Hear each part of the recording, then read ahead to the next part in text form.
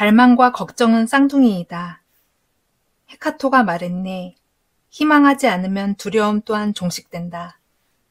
희망과 두려움이라는 질병의 가장 큰 원인은 현재 주어진 상황에 적절하게 대처하지 않은 채 생각만 너무 앞질렀기 때문이라네.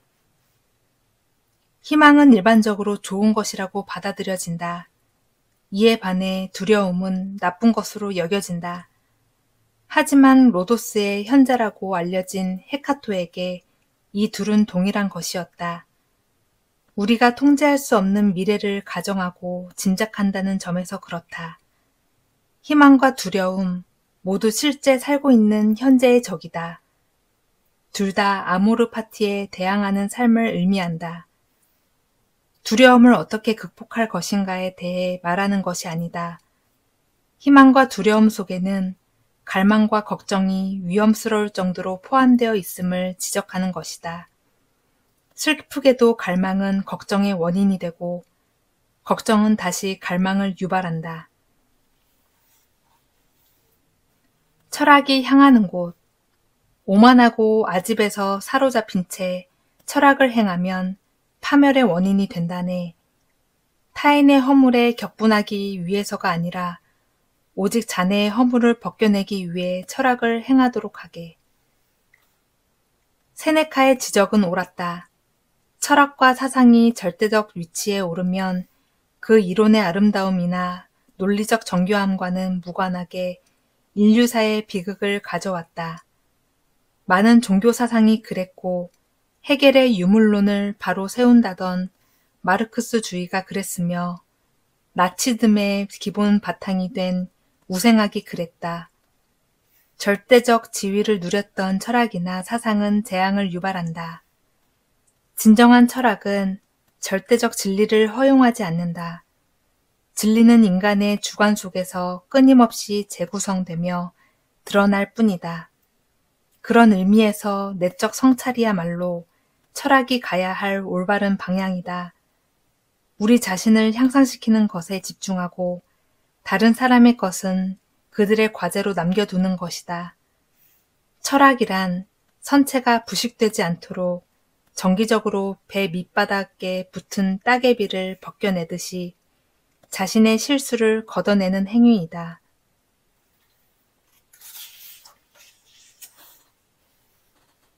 스토아적 마음의 4가지 습관. 우리의 이성적 본성은 다음 4가지 방향을 나아갈 때 만족한다.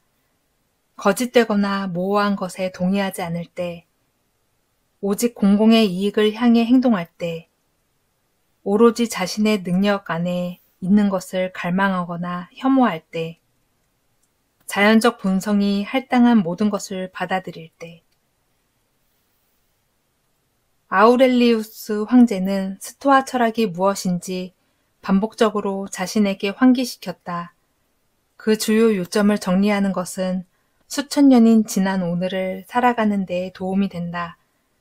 우리는 오늘도 나쁜 생각을 받아들이고 이기적인 행동을 하고 자기 통제 밖에 있는 것을 희망하고 이미 일어난 일에 불평을 쏟으며 그와 맞서 싸우려 한다. 그와 같은 일이 있을 때마다 잠깐의 여유를 두고 스토아적 습관을 다지자.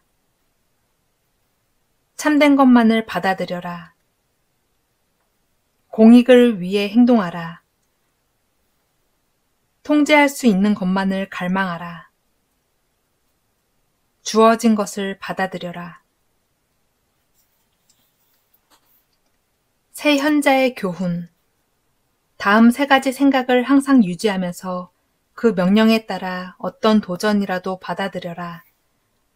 신과 운명이 나를 이끌어주며 오래전 나를 위해 그 목표를 정해두었다. 나는 그를 따를 것이며 휘청이지 않을 것이다. 설사 내 의지가 악할지라도 나는 하던 대로 할 것이다. 누구든지 필요한 것을 받아들이는 자를 현명하다고 생각하라. 나머지는 신의 문제이다.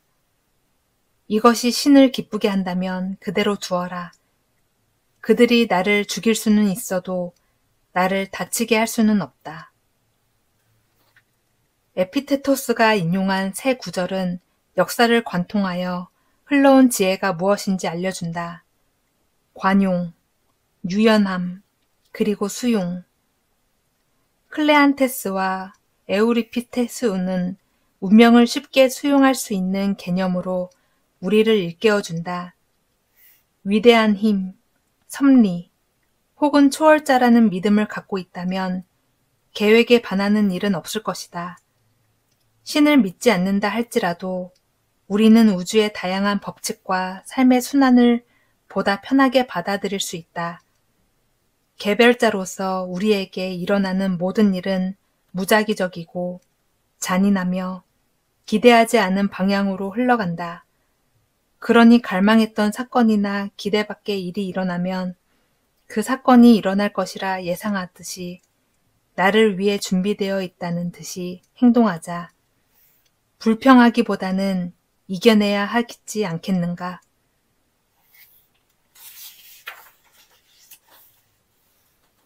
지금이 영원이다. 만약 우리가 현재를 볼 수 있다면 모든 것을 보는 것이요. 태고적부터 이어져 내려온 영원을 본 것이다. 왜냐하면 모든 일은 동일한 종류의 현상과 관련하여 일어나기 때문이다. 지금 일어나는 사건은 늘 있던 사건과 동일한 것이다.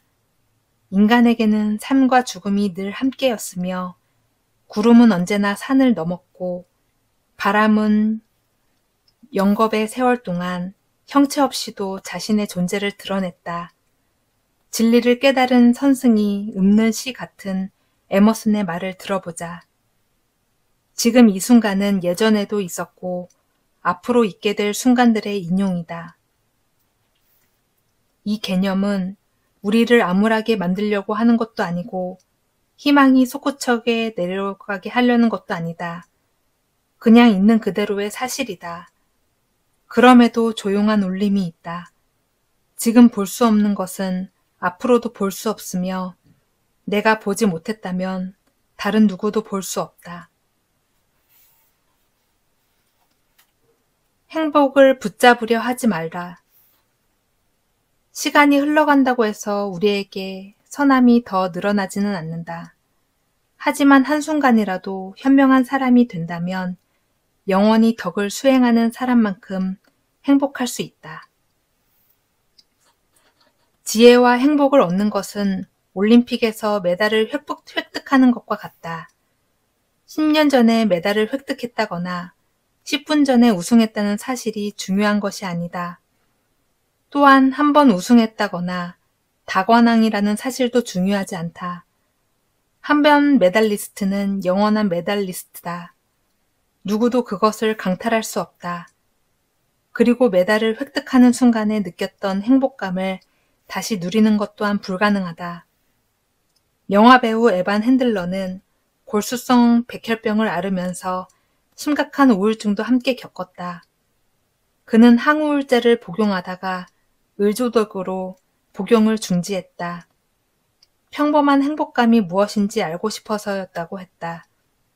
복용을 중지하자 약을 끊을 수 있다는 확신이 생긴 그는 우울증을 앓는 다른 사람과 달리 약에 의존하지 않았다. 한 번뿐인 평범한 행복이었지만 그것으로도 충분했던 것이다. 행복의 순간을 붙잡으려고도 유지하려고도 하지 마라. 시간은 우리가 통제할 수 없다. 잠깐 누리는 것은 영원히 누리는 것과 같다.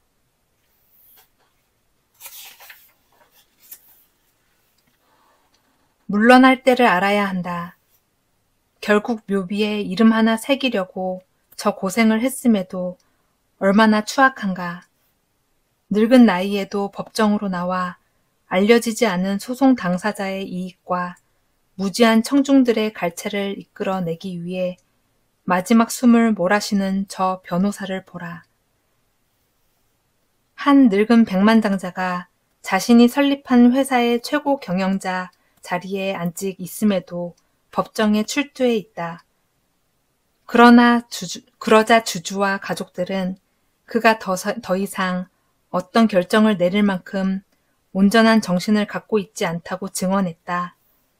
한때 강력한 권한을 가졌던 그 사내는 계획을 수립하고 철회할 수 있는 모든 권리를 박탈당하고 말았다. 그는 최악의 수치를 겪었고 개인적이고 내밀한 상처까지 공공에 알려졌다. 성공한 사람들은 자신은 노화와 문명의 영향을 받지 않는다고 생각하며 이를 손에서 놓지 않으려고 한다. 그러다 결국 인생에서 추하게 퇴장을 하고 만다. 일과 성취에 자부심을 갖는 것은 좋다. 그러나 인간은 궁극적으로 땅에 묻혀야 하는 운명이다. 지혜로운 자는 언제 일에서 물러나야 하는지 안다. 선한 의지. 어떤 일을 하더라도 자신의 선한 의지를 보호하게, 이성적인 판단을 내릴 수 있도록 할 수 있는 한 최선을 다해 모든 것들을 고려하게. 그렇게 하지 않으면 자네는 불운 속에 뼈 빠져서 실패하기 쉬워지며 언제나 누군가로부터 방해받게 될 것이니. 우리 안의 선함이란 작은 불꽃과도 같다. 우리는 그 불꽃의 수호자이다. 그 불꽃이 꺼지지 않도록 주의를 기울이는 것이 우리의 임무이다. 모든 사람에게는 저마다의 불꽃이 있으며 이를 지켜야 하는 책임도 함께 있다. 이 불꽃이 꺼져갈 때 세상은 조금씩 어두워진다. 내 안에 불꽃을 지켜야 한다. 그 불꽃이 단지 깜빡거리고 있어도 세상의 빛은 꺼지지 않는다.